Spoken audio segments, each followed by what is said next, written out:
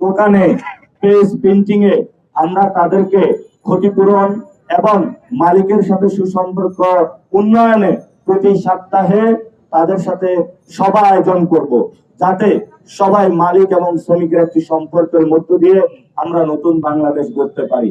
প্রিয় উপস্থিতি, যেই কথাটা শেষ করব, আমরা যে অফিসগুলো হচ্ছে আমাদের, এই অফিসগুলো আপনাদের অফিস।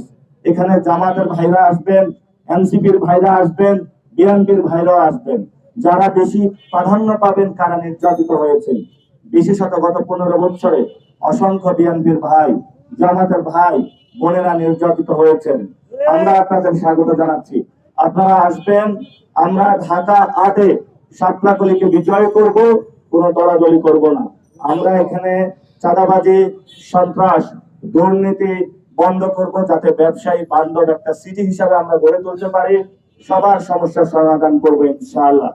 এবং আপনারা জানেন সারা বাংলাদেশে ছাত্র দল, যুব দল